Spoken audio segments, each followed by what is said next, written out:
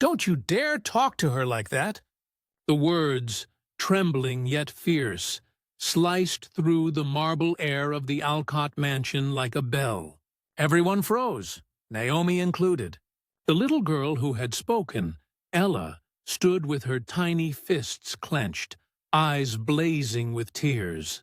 Her older brother, Theo, grabbed her hand as if to protect her. Across from them stood Dominic Alcott, tall, broad-shouldered, and perfectly groomed in a dark wool suit.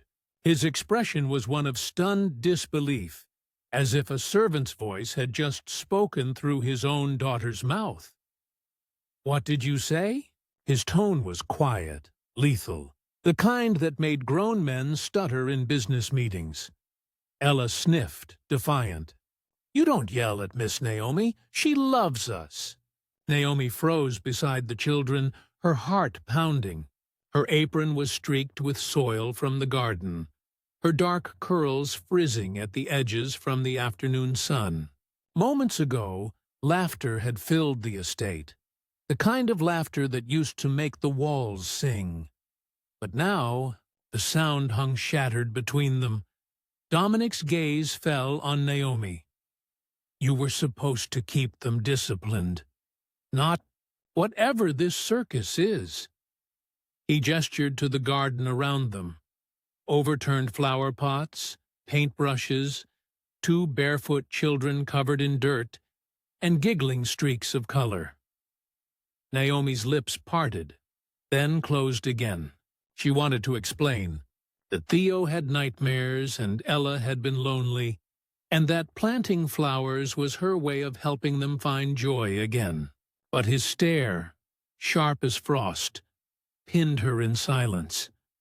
"I come home early," Dominic continued, voice tightening. "And this is what I find? My children running wild, the house in chaos, and my employee." His tone lingered on the word employee like an insult. "Playing mother." Naomi's breath caught. She lowered her gaze, eyes shimmering. "Sir, I don't," he snapped. "I pay you to follow rules, not replace them." Theo stepped forward, voice small.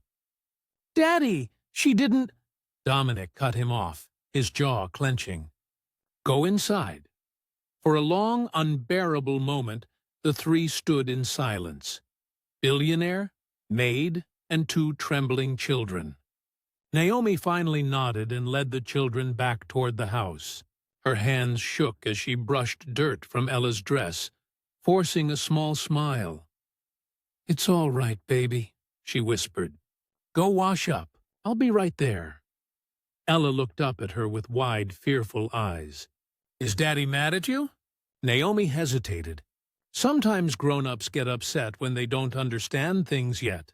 Dominic's voice echoed from behind her. "Miss Carter, my office.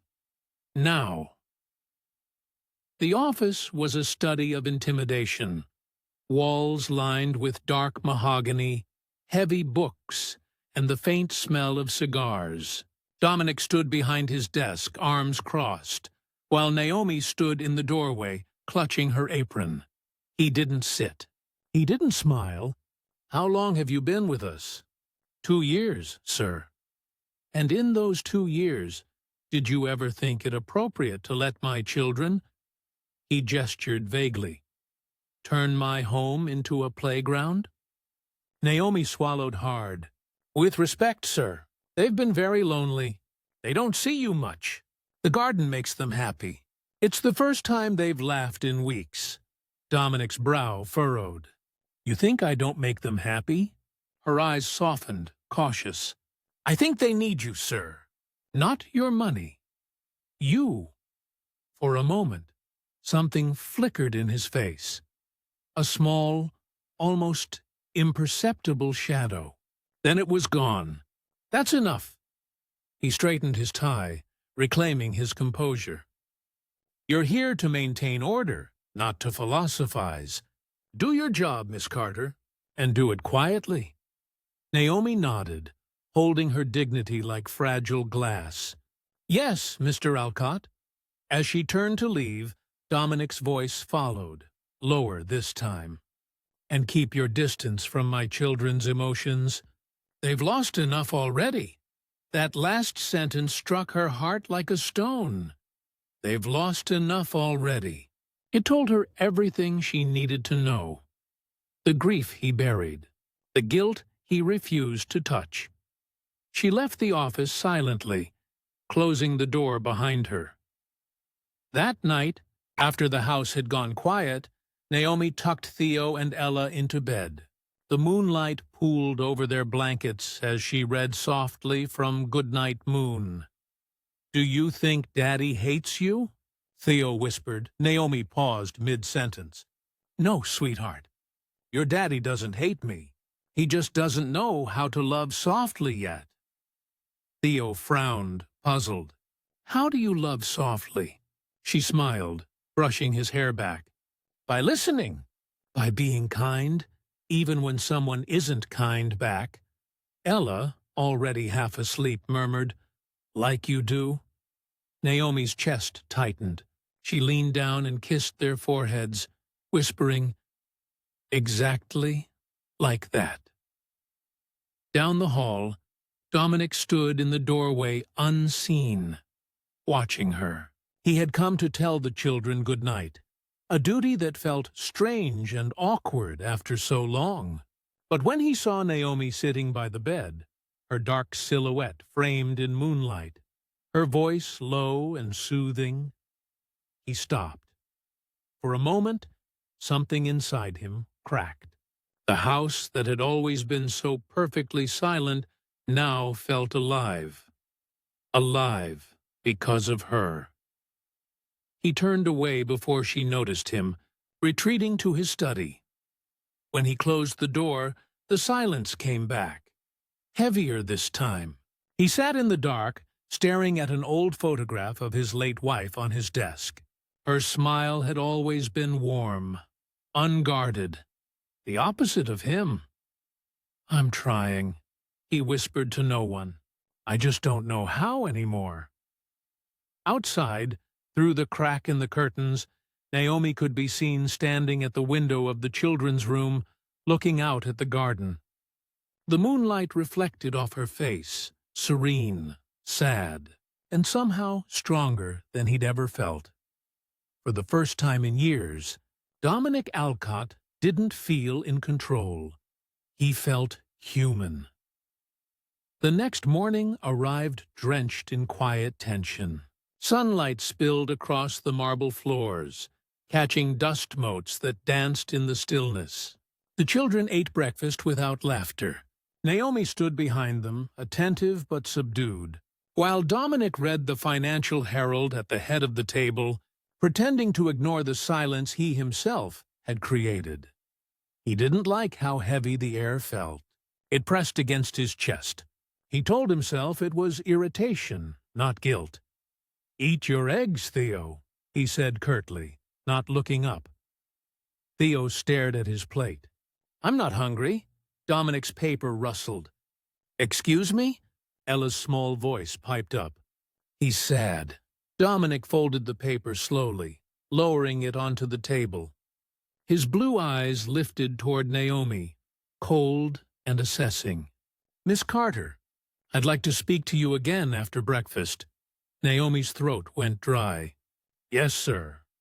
When they met again, it was in the kitchen, bright and homey, though it never quite felt like hers. She stood by the sink, hands folded in front of her apron. Dominic leaned against the counter, sleeves rolled, his tie loose from a morning call. "You've been giving them too much leniency," he began. "Letting them stay up past bedtime. Letting them talk back. That's not how I was raised." Naomi looked up, her voice quiet but firm. "And do you wish you were raised differently, Mr. Alcott?" He blinked, caught off guard. "What's that supposed to mean?" "It means," she said carefully, "that maybe what they need isn't stricter rules. Maybe they need to feel safe enough to laugh again." Dominic's jaw tightened. "I didn't hire you to lecture me on parenting." "No, sir." "You hired me to take care of your children," she said, meeting his gaze. "That's what I'm doing." There it was, that tone. Soft, respectful, but laced with quiet conviction. It stirred something uncomfortably human inside him. He hated that. He turned away. "You're walking a very thin line, Miss Carter."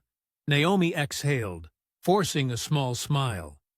"With all due respect, sir, I've walked thinner ones than this." The day moved on, heavy with unspoken words. Dominic buried himself in calls, while Naomi resumed her quiet rhythm. Cleaning, cooking, helping Ella with her drawings, listening to Theo's stories about dragons and explorers. But something was changing. The staff could feel it. The subtle war between warmth and control that played out in glances and silences. By mid-afternoon, Dominic wandered into the children's playroom.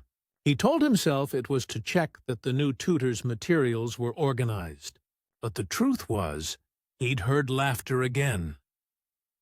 When he reached the doorway, he froze. Naomi sat cross-legged on the floor, holding a paper crown. Ella was giggling, and Theo was pretending to knight her with a toy sword. "Sir Theo the Brave," Naomi announced dramatically, and the children cheered. It wasn't chaos. It wasn't disrespect. It was life. But Dominic's instinct was to quash what he didn't understand. "What's going on here?" The laughter died. Naomi rose quickly to her feet, straightening her apron. "We were just playing, sir." The children finished their lessons early. He stepped forward, picking up a crayon from the carpet. "Playing knights and queens in the middle of the afternoon. Fascinating use of time." Ella bit her lip. "Daddy, it's fun." "Miss Naomi says knights are brave because they protect people." Dominic's eyes flicked to Naomi. "And what exactly are you protecting them from, Miss Carter?" The words came out sharper than he intended. Naomi's shoulders stiffened. "Loneliness," she said softly. The answer silenced him. For a fleeting moment, Dominic saw something in her expression, a shadow of her own history, pain buried beneath calm eyes. He almost asked her what she meant, but his pride pushed the question down. "See that they're in bed by 8 tonight," he said instead, turning toward the door. "Yes, sir." But as he walked away, he heard Theo whisper, "I don't like when Daddy talks to you like that." Naomi smiled faintly, brushing Theo's curls. Sometimes people talk harshly because their hearts forgot how to be gentle. We just have to remind them. Dominic paused in the hall. He had heard every word, and for reasons he couldn't explain, it stung more than any business rival's insult ever had. That night, Naomi moved through the halls like a ghost, tidying the playroom and folding tiny socks. In her quiet moments, she thought of her brother, the little boy she couldn't save years ago because kindness had come too late. It was why she couldn't give up on these children. Not when they needed warmth so badly. She was stacking books when she noticed a reflection in the window. Dominic, standing outside in the hallway, watching. "Mr. Alcott?" she asked softly. He blinked, as if startled out of thought. "You read to them every night?" "I do," he hesitated. "Would you mind if I—" He stopped himself, the words catching awkwardly. "If I came in just for a moment?" Naomi's surprise flickered, but she nodded. In the nursery, Ella was asleep already, clutching a stuffed bear. Theo was fighting to stay awake as Naomi read. Dominic stood near the doorway, uncertain, his tall frame awkward among the soft glow of nightlights and the scent of lavender. Theo's eyelids drooped. "Daddy?" Dominic blinked. "Yes, son? Can you sit with us too?" For a long moment, Dominic didn't move. Then, slowly, hesitantly. He lowered himself onto the edge of the bed. The mattress dipped under his weight. Naomi's voice softened as she continued the story, her tone melodic, soothing. Dominic listened, and in the spaces between her words, something inside him began to shift. The faint, forgotten rhythm of peace. By the time the story ended, Theo was asleep. Naomi rose quietly, whispering, "Good night." Mr. Alcott, he didn't look at her, just nodded once, eyes fixed on his son. When she left the room, Dominic reached out, brushing Theo's small hand with his own. It trembled slightly, and for the first time in years, he whispered a promise no one heard. "I'll try to be better." In the hallway, Naomi paused, her back to the wall. Her hands trembled slightly, though she didn't know why. Something had changed tonight. A door had opened in the heart of a man who had sworn them all shut, just didn't know yet how much pain would spill through before the healing began. The following week was a quiet storm beneath the mansion's polished calm. The children were happier, the halls lighter. But Dominic was a man fighting a war within himself. Every morning he told himself to stay detached, to reassert control. And every evening he'd find himself drifting toward the laughter he wasn't used to hearing. He began to notice things. The way Naomi hummed while folding laundry. The way Theo clung to her hand when crossing the garden path. The way Ella ran to her arms when frightened by thunder. Something about it felt dangerous. Not improper, just intimate in a way that scared him. It reminded him of how much he'd let himself forget. It was a rainy Thursday when the tension broke. Dominic had just returned from a business meeting in the city, his jaw tight from a bored argument. The butler, Harris, met him at the door. "Mr. Alcott, the children are in the sitting room with Miss Carter." "Good," Dominic muttered, hanging his coat. "At least someone's doing their job properly." But when he walked in, his world stuttered. Naomi was on the floor with the children, surrounded by pillows, blankets, and a homemade fort of sheets strung between chairs. The firelight flickered over their faces as Theo brandished a cardboard sword. Ella wore a crown made from glitter paper. "Sir Dominic the Brave," Naomi announced dramatically, voice rich and full of laughter. "Have you come to join our royal council?" The children squealed. "Daddy, come play!" Dominic stood frozen in the doorway, rain still dripping from his hair, his suit immaculate and absurd among their chaos. "What is this?" "A story game," Naomi explained quickly, straightening her posture. "They finished their homework early and—" "This is my sitting room, not a playground," he interrupted, his voice icy. The children's smiles faltered. Naomi rose slowly, her face calm but her hands trembling slightly. "I'll clean it up immediately, sir." Theo stepped forward. "Daddy, please don't be mad." "We were just—" "Enough!" The word echoed, sharp and final. Theo flinched. Ella's eyes filled with tears. Naomi's chest burned. "Mr. Alcott, they weren't doing anything wrong." Dominic turned on her. "Do not speak when I am disciplining my children." The room went still. Naomi blinked, the hurt immediate and deep. "Yes, sir." Her voice was barely above a whisper. He watched as she knelt to gather the blankets, her movements quiet, deliberate. Ella began to cry softly. Dominic wanted to tell her to stop, to control herself. But when he saw the way Naomi's hand reached out to comfort her, something twisted in his chest. "Stop coddling them," he snapped, more harshly than he meant. "They need structure, not sympathy." Naomi froze. When she looked up, there were tears in her eyes she tried to hide. "With respect, sir, structure without kindness is just fear." Dominic's face hardened. "You're out of line." "Maybe so," she said quietly. "But someone in this house has to remember what love feels like." For a long, charged moment, their eyes met. His, cold and defensive. Hers, raw with conviction. Then Dominic said the words that changed everything. "You're dismissed for the evening. Harris will handle the children." Naomi straightened. "As you wish." She walked out without another word, but the silence she left behind was deafening. The children sat motionless, staring at their father with something between fear and disappointment. Theo whispered, "You made her sad." Dominic closed his eyes briefly. "Go to bed." But when he was alone, the sound of their small footsteps retreating up the stairs felt like a punishment. The storm outside grew worse that night.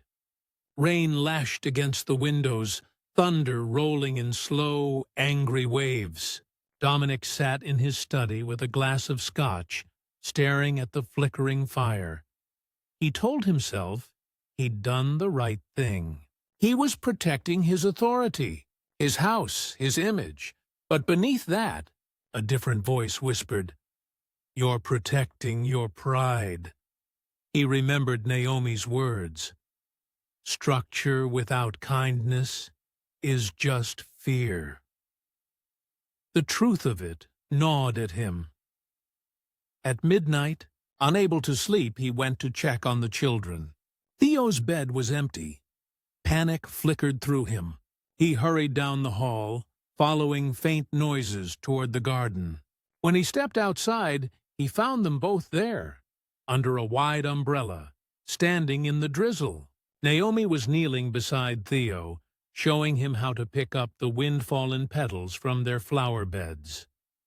Dominic's breath caught. Naomi looked up, startled, when she saw him. "Sir, they couldn't sleep.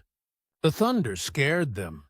He wanted to scold her again, but something about the sight. Her dark skin glistening under the rain, the children huddled close to her warmth, stopped him. He stepped forward slowly, voice low. "You should have called me." Her lips curved sadly.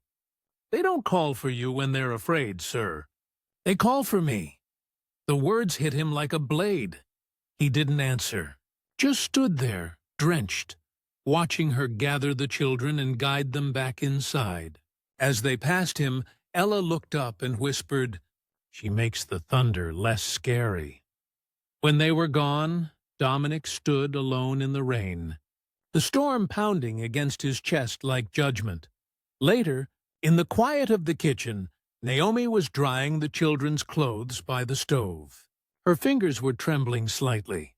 She hadn't meant to speak so boldly earlier, but seeing the children's fear had pushed her past her limits. She turned when she heard footsteps. Dominic stood there, hands in his pockets, expression unreadable. "Miss Carter," he said quietly. She braced herself for another reprimand. "Yes, sir?" He hesitated. "You were right," she blinked. "Sir?" He exhaled, the admission costing him. "About fear, I've built a home out of it." Naomi's face softened, but she said nothing.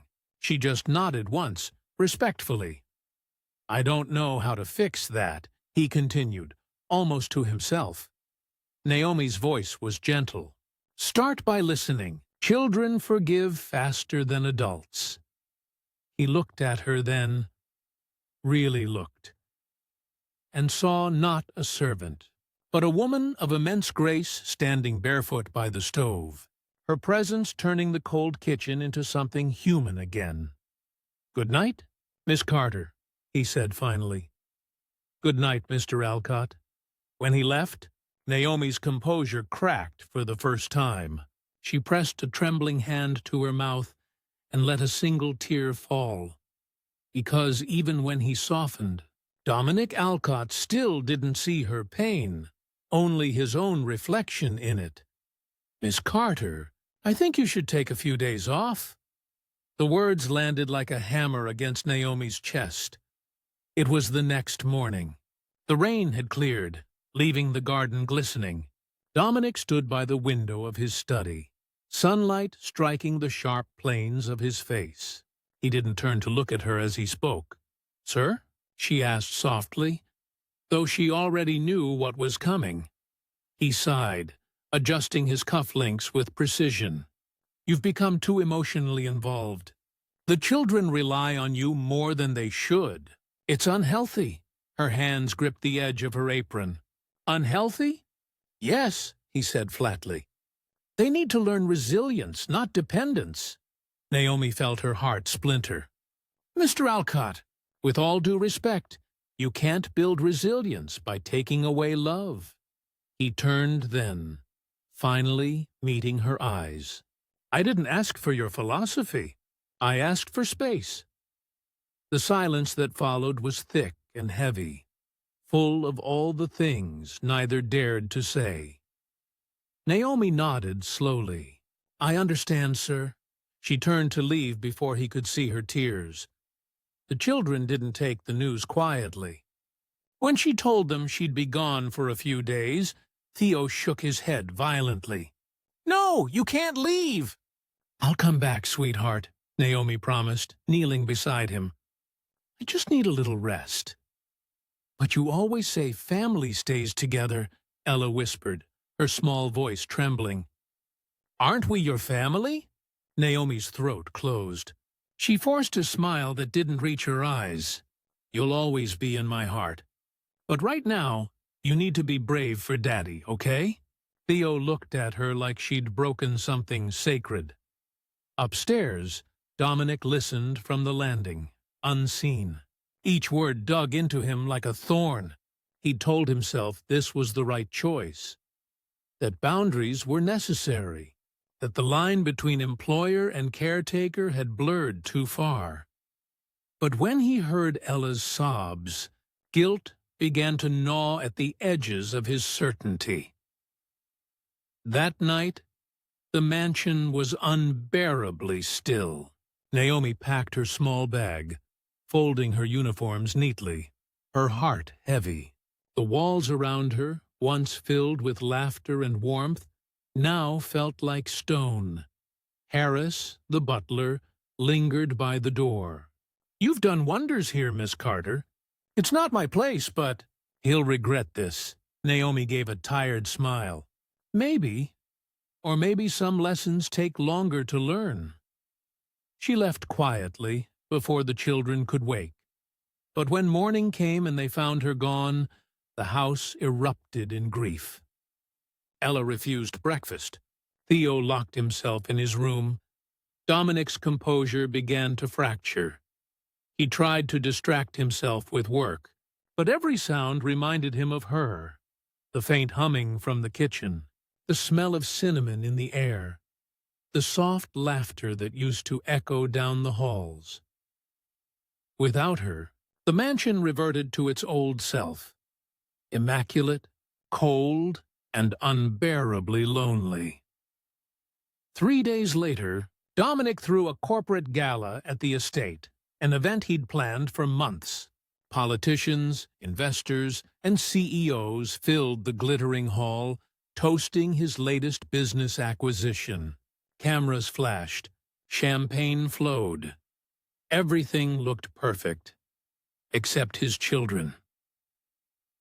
Theo and Ella stood near the staircase, dressed in formal clothes, looking small and lost among the sea of polished adults. Dominic noticed, but brushed it aside. Appearances first, feelings later. When it was his turn to speak, he took the stage, raising a glass. "Ladies and gentlemen, thank you for being here tonight." But before he could continue, a tiny voice cut through the crowd. "Daddy, where's Miss Naomi?" The microphone picked it up. The room went utterly silent. Dominic froze. Hundreds of eyes turned toward him. Ella stood at the bottom of the stairs, her eyes glistening. "You said she was coming back," she cried. "You promised." Theo's voice joined hers, cracking with emotion. You made her go away. She's the only one who loved us like Mommy did." Gasps rippled through the guests. Dominic's hand trembled. "Ella, Theo," he said hoarsely, "that's enough."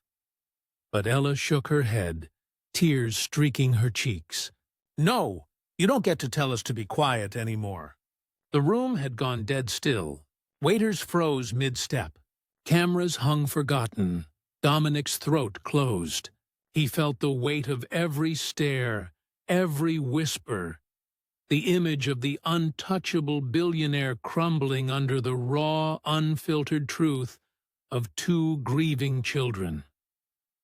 Something broke. He put the microphone down.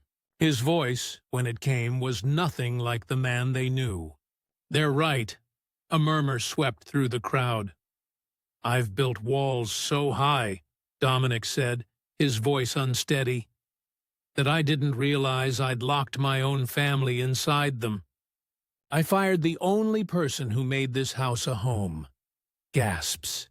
His board members looked horrified. His investors exchanged confused glances. But Dominic didn't care anymore. The facade, the mask, the armor, all of it fell away. He stepped down from the stage, past the murmuring crowd, and knelt before his children. "I'm sorry," he whispered. "I thought I was protecting you, but I was just protecting myself." Ella's lip quivered. "Then bring her back." Dominic nodded slowly. "I will." The crowd was silent, watching the mighty fall, not in disgrace, but in grace. That night, Dominic drove through the rain, headlights cutting through the storm. The wipers beat in time with his heartbeat. He had no plan, no speech, only the image of Naomi's face and the ache of her absence. He found her in a small apartment above a laundromat in Queens. The windows were fogged with warmth. Inside, she was packing boxes, preparing to return to Atlanta. When she opened the door, her breath caught. "Mr. Alcott?" He stood there, drenched, rain dripping from his hair onto his soaked shirt. His voice was hoarse, raw. "You didn't just take care of my children. You brought them back to life. You brought me back to life." She blinked, stunned. "Sir!" He stepped closer, eyes filled with sincerity she'd never seen in him before. "I made a mistake. I thought I was protecting them from pain. But all I did was teach them fear. You showed them love, and I punished you for it." Naomi's lips trembled. "Why are you telling me this now?" "Because," he said quietly, "I can't go back to that house if you're not in it." Tears blurred her vision. She turned away, wiping them quickly. "You can't say things like that, Mr. Alcott. It's not fair." He took a step back, voice breaking. "I'm not asking for forgiveness. Just, please, come home. For them. For me." The sound of rain filled the silence between them. Naomi closed her eyes. When she finally spoke, her voice was barely a whisper. "If I come back, things have to change. You can't just respect me when it's convenient." Dominic nodded, tears gathering in his eyes. "I'll prove it. I swear I will." As she stood there, the billionaire in the rain before her, the thunder softening into silence, Naomi realized something. This wasn't about a job anymore. It was about redemption. And for the first time, she believed he might truly mean it. The next morning, the mansion awoke to a quiet hum that hadn't been heard in days. The sound of life returning. Naomi's soft footsteps echoed through the marble hallway as she carried a tray of breakfast toward the children's room. She paused outside the door, steadying her breath. She hadn't known what to expect when she said yes last night. Part of her still wasn't sure she should have. But when she knocked gently and heard Ella's gasp, all doubt dissolved. "Miss Naomi!" Two small bodies barreled into her arms, nearly knocking the tray to the floor. She laughed, tears spilling over before she could stop them. "Oh, my darlings, I missed you too." Theo clung to her waist, whispering, "We thought you weren't coming back."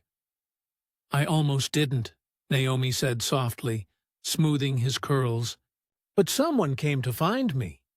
Both children looked up at her with wide eyes. "Daddy!"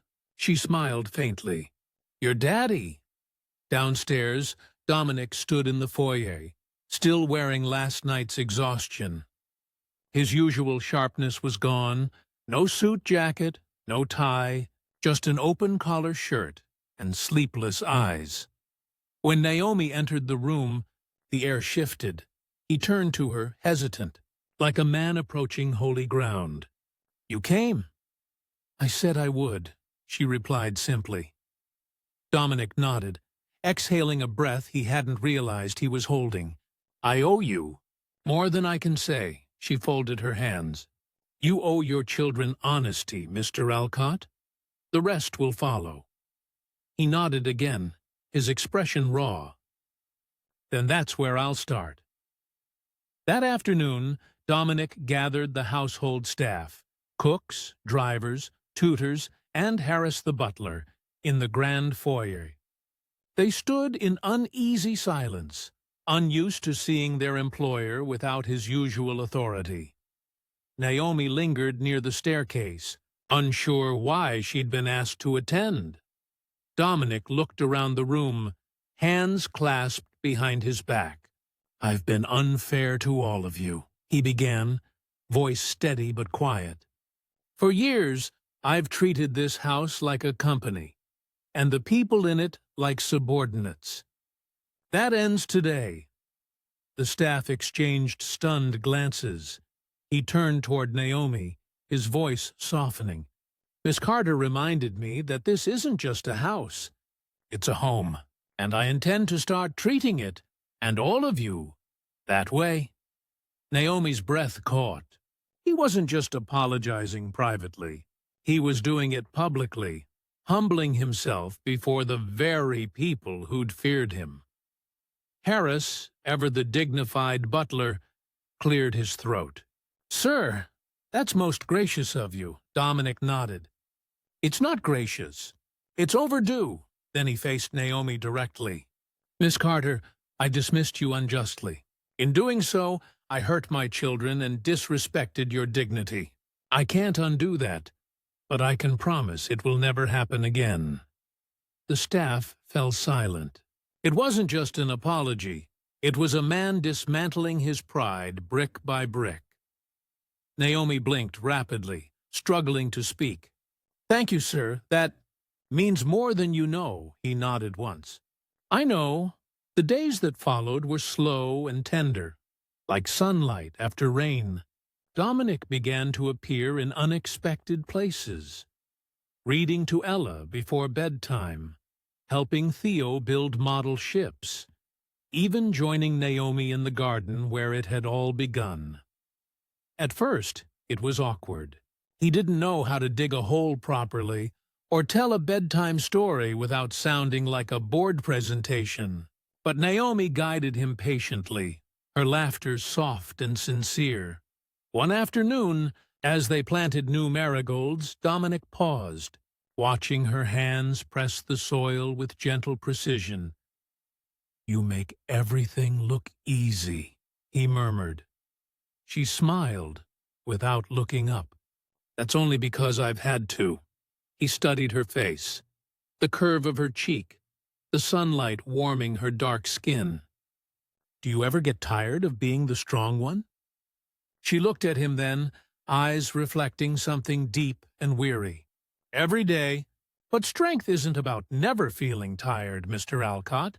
It's about choosing to keep caring, even when no one notices." He said nothing, but the weight of her words sank into him like roots taking hold. That night, after the children had gone to bed, Dominic found himself pacing the hallway outside the nursery. Naomi was still inside, quietly folding blankets. He hesitated in the doorway. "You don't have to do that tonight. The staff can finish up." She smiled. "I like finishing the day myself. It reminds me that everything's okay again." He leaned against the door frame, hands in his pockets. "You make this house feel alive? I didn't realize how empty it was until you left." Naomi's hands paused. She turned slowly, her eyes searching his. People don't realize they're lonely until someone reminds them what warmth feels like. The silence stretched between them, charged and fragile. He took a small step closer. "You've done more for me than anyone in my life ever has. He stopped, unsure how to continue. "I don't know what to call what you've done." Naomi's voice was barely above a whisper. "You don't have to call it anything. Just don't forget it." Their eyes met, and for a moment, it wasn't employer and employee, but two souls who had carried too much pain, finally finding someone who saw it. The next day, Dominic called his lawyers. By evening, the Alcott Foundation for Children was announced, a charity dedicated to funding early education and health care for underprivileged youth. When the press asked what inspired it, he said simply, "A woman who reminded me what love looks like when it works quietly." Naomi saw the headline later that night. She didn't say a word, just smiled, tears glistening in her eyes. Later that week, as the sun dipped below the garden walls, Dominic joined Naomi and the children for dinner outside. The air smelled of roasted vegetables and wildflowers. Laughter filled the air again. "Daddy," Ella said, grinning. "Miss Naomi says the marigolds mean happiness." Dominic smiled at her. "Then I hope they grow taller than the house," Naomi chuckled. "They just might. Happiness grows fast when it's finally watered." Their eyes met again, soft and knowing. And for the first time in years, Dominic Alcott didn't feel like a man at the top of the world. He felt like a man who had finally found his way home. Inside, the butler passed by the open window and heard the sound of laughter drifting through the evening air. He smiled to himself and whispered, "Took him long enough." And beneath the stars, in a house once cold and lifeless, warmth pulsed again. Not from wealth or power, but from love that had been earned. The Alcott mansion had never seen a morning like this. Sunlight spilled through the tall windows, and for once, it wasn't filtered through silence. Music played softly from the children's room, laughter bounced from wall to wall, and the smell of Naomi's pancakes drifted through the air like something sacred. Dominic Alcott, the man who once moved like marble, rigid, unbending, now stood barefoot in the kitchen, flipping pancakes beside Naomi, badly but earnestly. "You're burning that one," she teased. He looked down at the smoking edge and laughed under his breath. "I'm aware. The pancakes refuse to cooperate." "Maybe the problem isn't the pancakes," she replied, smirking. He glanced sideways at her, grinning despite himself. "You mean it's me?" She raised an eyebrow.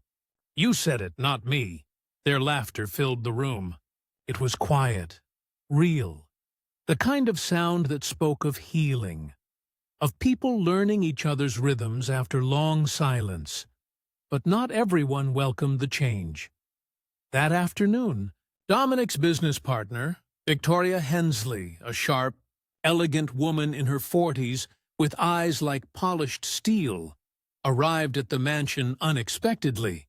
She had managed the company during his absence and was accustomed to the old Dominic, precise, cold, and ruthlessly efficient. "Dominic," she said curtly, as she stepped into his study, "you missed the board meeting this morning." He didn't look up from the stack of charity proposals he was reviewing. I told them I'd review remotely. My priorities have shifted. Shifted? She repeated, incredulous. You've been dodging calls for 2 weeks. The press is talking about your new philanthropic direction. She practically spat the words. You're building daycares and reading centers now? That's not what Alcott Holdings does. He finally looked up, his tone calm but final. It is now. Victoria's jaw tightened. What's gotten into you? Her eyes flicked toward the window, where Naomi and the children were laughing by the garden. Her? Dominic's voice cooled, a warning under the surface. Careful, Victoria. She folded her arms. You're risking your reputation? For a maid? He stood, his chair scraping softly against the floor. For a woman who's shown me more integrity than anyone in this house ever has. The silence that followed was sharp enough to cut. Victoria stared at him, searching for the man she used to know. The one who'd never flinched, never softened. But he wasn't there. In his place stood someone far more dangerous. A man with a conscience. You've changed, she said quietly. Dominic's gaze softened. Finally. When Victoria left, Naomi found him standing by the window, watching the children chase each other in the garden. She didn't like what you said, did she? Naomi asked gently. He shook his head. She doesn't understand. Naomi tilted her head. And do you? He looked at her then, his blue eyes unreadable but warm. I understand that power means nothing if the people closest to you are afraid to love you. She smiled faintly. That sounds like something I might have said. He chuckled. You're rubbing off on me. Good, she said, brushing her hands on her apron. You needed it. Later that week, Dominic hosted a private dinner with his senior staff and family friends. The same crowd who once whispered behind Naomi's back, who saw her as nothing more than the help. This time, the dinner felt different. The table wasn't lined with cold crystal and distant glances. It was alive with warmth and chatter. Ella sat beside Naomi, chattering about her drawings, while Theo proudly showed Dominic a small model airplane he'd built. As the night went on, Dominic stood to speak. I used to think leadership was about control, he began, voice steady, carrying across the table. But lately, I've learned it's about presence, about making sure the people around you can breathe, not just obey. He turned toward Naomi, his tone softening. There's someone here who taught me that. Someone I once treated as invisible. But who, in truth, saw me clearer than anyone else ever did. Naomi froze, realizing too late what he was about to do. Dominic faced the table again. Naomi Carter has been the heart of this house. My children's laughter, their peace, their joy, all of it exists because of her. Murmurs rippled through the guests. She's no longer the maid, Dominic continued. She's the head of household, with full authority over the estate and staff.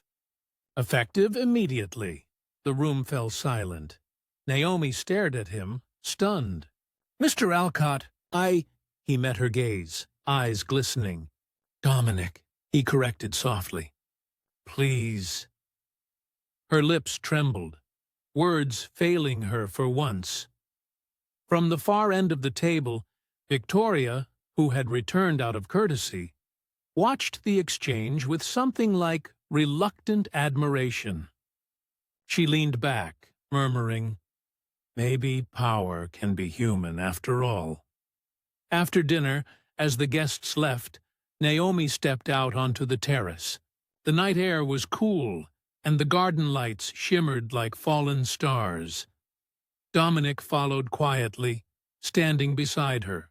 I hope I didn't embarrass you in there. She turned to him, voice unsteady but warm. "You didn't embarrass me. You humbled me. But I didn't do all this alone." He smiled faintly. "You did more than you think." She looked out toward the dark garden, whispering, "When I came here, I was just trying to make a living. I never thought I'd end up changing anyone." Dominic's voice lowered, almost reverent. "You didn't just change anyone, Naomi. You changed me." The night seemed to still around them. The wind, the lights, the quiet hum of the house. And when he reached out, not to touch, but to steady the space between them, it wasn't romantic or rushed. It was something deeper. Respect, gratitude, connection. The kind that lingers. Inside, the children's laughter echoed faintly. Naomi smiled, whispering, "You know, they'll remember this version of you." Dominic nodded, eyes soft.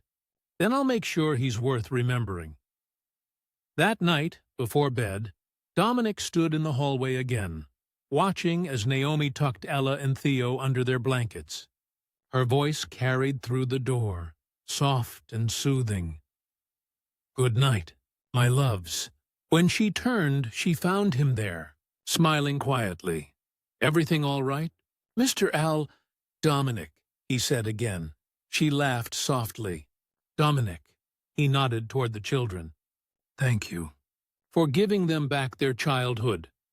She looked at him, really looked, and saw the man behind the empire, the one who had been broken and rebuilt, not by wealth, but by grace. Downstairs, the house slept peacefully for the first time in years, and as Naomi stood at her window later, watching the moonlight touch the marigolds she'd planted, she thought of how far they'd all come, from loneliness to laughter, from silence to song. And in her heart, she whispered a small prayer of thanks. Not for the job, not for the title, but for the healing that finally took root in the coldest of places. The first snowfall of winter arrived quietly that year. By dawn, the Alcott mansion stood beneath a blanket of white, its sharp glass softened by frost, its once cold marble halls now alive with warmth. The fireplace crackled, laughter echoed from the children's rooms, and Naomi Carter, now officially head of household, oversaw everything with calm grace. But this morning wasn't like the others. Today marked 1 year since Dominic had returned home unannounced, the day everything changed, and he remembered it vividly. Every word, every mistake, every moment that had broken him open. Naomi entered the study to find him by the window, staring out at the snow-dusted gardens. He wore a wool sweater instead of a suit, the collar turned down, his hands clasped behind him. He looked at peace, and yet distant, as if measuring how far he'd come. "You're thinking again?" she said softly, setting a mug of coffee on his desk. He turned, smiling faintly. "I do that now." "Dangerous habit," she teased. "Only when it leads me to regret," he replied, taking the mug. "But this morning it doesn't. Not at all." She tilted her head, curiosity bright in her eyes. "What are you thinking about?" He looked at her for a long moment before answering. "How different my life would have been if I hadn't come home that night."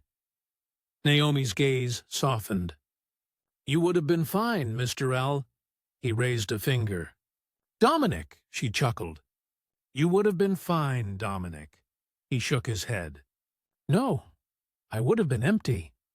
The words hung between them, simple, unadorned, but heavy with truth. The children burst into the room then, bundled in scarves and mittens. "Snowball fight!" Theo shouted. "Miss Naomi's on our team!" Naomi gasped dramatically. Oh no, I don't remember joining any team. Yes, you did, Ella giggled, tugging her sleeve. Daddy's gonna lose. Dominic laughed, holding up his hands in mock surrender. Is that so? Minutes later, the grand estate, once a monument to control, became a snow-covered battlefield of joy. Naomi ducked behind a hedge, snow clinging to her coat. Theo, cover me! Got it, he yelled, launching a snowball that missed by a mile. Dominic charged forward, his laughter breaking through the cold air like sunlight through clouds. I warned you both, I'm undefeated. Ella squealed and ran behind Naomi, hiding. We need backup. Naomi bent down, her voice playful and fierce. Then we fight with everything we've got, sweetheart. A perfectly aimed snowball struck Dominic square in the shoulder. He froze, looked down at the splatter of white on his sweater, and then grinned. Well played, he said, brushing off the snow. Well played indeed. The children's laughter echoed through the courtyard, pure and full. The kind that only exists when a house has been truly healed. Later that afternoon, when the snow had settled and the children were napping, Naomi found Dominic in the living room tending the fire. He looked up as she entered, and something about his expression made her pause. There was gratitude in his eyes, but also something gentler, quieter. I've been thinking about the foundation, he said. We're expanding to 3 new cities next year. That's wonderful, she said, smiling. Those children will have a real chance. Like my brother never did. He nodded solemnly. You told me about him once. I never forgot. Her throat tightened. He was the reason I became a caretaker. I thought if I could protect even one child, maybe I could make peace with losing him. Dominic set the fire iron down, his gaze steady. You've done far more than that. You didn't just protect children, Naomi. You healed a family. Her eyes shimmered. Maybe we healed each other. He smiled softly. Maybe we did. That evening, the mansion filled with guests once again. But this time not for business or prestige. It was the first annual gala of the Alcott Foundation for Children, hosted in the very home that had once been a prison of silence. Naomi stood near the entrance in an elegant emerald dress, simple, yet radiant against her deep skin. Her hair framed her face in soft curls. She didn't realize Dominic was watching her from across the room, his heart full and unguarded. As the speeches began, Dominic stepped to the podium. The audience fell silent. He looked out at the crowd, investors, partners, journalists, and then at Naomi, who stood by the staircase with the children holding her hands. 1 year ago, he began, I came home to a house filled with noise, laughter, music, life. At the time, I thought it was chaos, but I was wrong. It was everything I had been missing. The audience listened, rapt. I fired the person who brought that life here, he continued, his voice steady but emotional, because I didn't understand her value, not as an employee, but as a person. And when I lost her, I lost my family's heartbeat. A hush fell over the crowd. But grace found its way back, he said softly, glancing at Naomi. And because of her, this foundation exists. Because of her, I learned that power means nothing without compassion. Naomi blinked rapidly, tears threatening to spill. The applause that followed was thunderous, not for the billionaire at the podium, but for the quiet woman who had changed him. After the guests left and the mansion grew quiet again, Naomi stood alone in the garden. Snow dusted the marigolds that still bloomed stubbornly against the cold. Dominic approached, his breath visible in the night air. "You planted those a year ago," he said. "I didn't understand why," she smiled faintly. "Marigolds are resilient. They survive almost anything. Cold, drought, neglect. They remind me that even beauty can come from hard places." He nodded, eyes glistening. "You remind me of that, too." She turned to him, her voice a whisper. "You've changed, Dominic."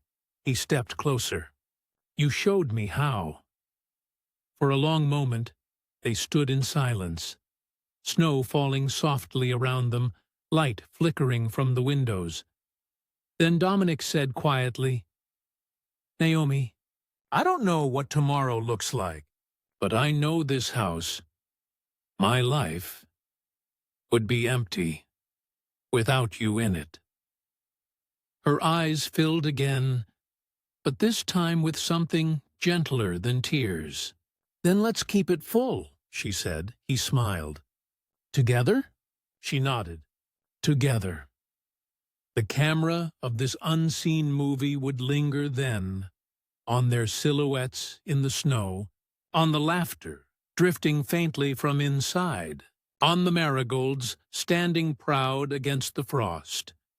Because in that moment, the coldest house in Manhattan finally found its warmth. Not in chandeliers or wealth, but in the quiet grace of a woman who never stopped believing that love, in its purest form, could bloom anywhere.